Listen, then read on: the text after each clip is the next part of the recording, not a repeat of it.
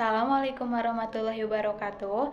Perkenalkan, nama saya Windy Nur Alia dari kelas 2F, Prodi Manajemen, Fakultas Ekonomi dengan NIM B1220261. Di video ini saya akan menyampaikan sedikit ceramah untuk memenuhi salah satu tugas mata kuliah Ilmu Agama Islam 2. Alhamdulillahirabbil alamin wassalatu wassalamu ala asrofil anbiya'i wal mursalin wa ala alihi wa azmain amma ba'du. Pertama-tama, marilah kita panjatkan puji syukur kehadirat Allah Subhanahu wa Ta'ala yang telah memberikan nikmat dan hidayahnya kepada kita semua. Tak lupa sholawat serta salam kita curahkan kepada Nabi Muhammad SAW yang telah membawa kita dari zaman jahiliyah ke zaman Islamiyah. Pada kesempatan kali ini saya akan menyampaikan sedikit ceramah tentang bersyukur. Syukur yang sebagaimana telah dijabarkan oleh Ibnu Qasim, syukur adalah menunjukkan adanya nikmat Allah kepada dirinya dengan melalui lisan, yaitu berupa pujian, dan mengucapkan kesadaran diri bahwa ia telah diberi nikmat dengan melalui hati berupa kesaksian dan kecintaan kepada Allah, melalui anggota badan berupa kepatuhan dan ketaatan kepada Allah Subhanahu wa Ta'ala.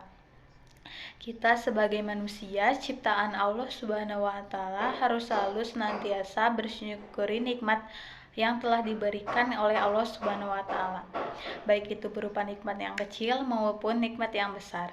Tanpa kita sadari, setiap harinya kita selalu menerima nikmat dari Allah Subhanahu wa Ta'ala, seperti nikmat berupa nikmat Islam, nikmat kesehatan, dan nikmat kita telah diberikan anggota tubuh yang lengkap dan sempurna, seperti yang dijelaskan dalam Quran Surat An-Nahl ayat 78, yang artinya, dan Allah mengeluarkan kamu dari perut ibumu dalam keadaan tidak mengetahui sesuatu apapun, dan Dia memberi kamu pendengaran, penglihatan, dan hati agar kamu senantiasa bersyukur.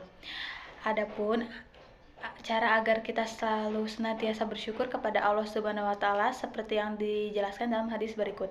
Pandanglah orang yang berada di bawahmu dalam masalah harta dan dunia, dan janganlah engkau pandang orang yang berada di atasmu dalam masalah ini.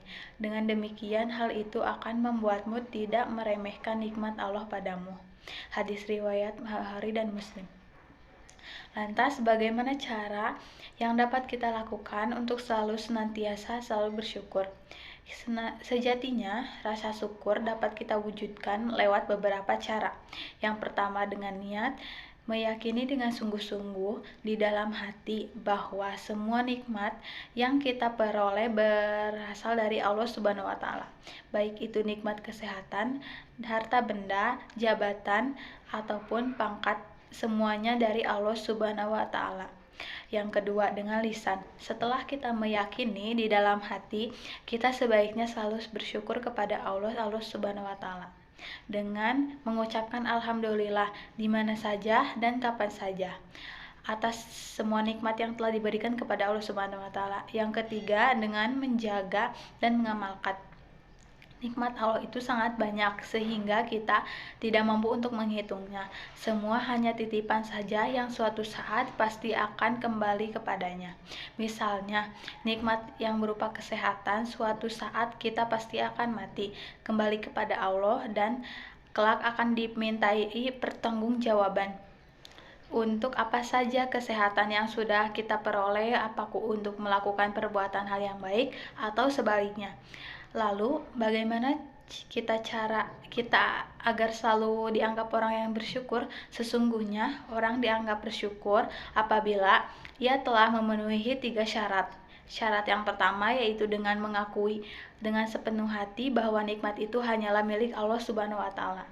Yang kedua, dia akan memuji Allah Subhanahu wa Ta'ala dengan mengucapkan alhamdulillah ketika mendapat kenikmatan. Yang terakhir, yang ketiga, orang yang bersyukur kepada Allah Subhanahu wa Ta'ala akan menggunakan kenikmatannya untuk beribadah kepada Allah Subhanahu wa Ta'ala.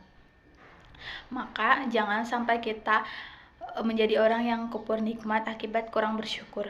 Semoga kita semua termasuk orang-orang yang pandai bersyukur atas segala nikmat yang telah Allah berikan kepada kita.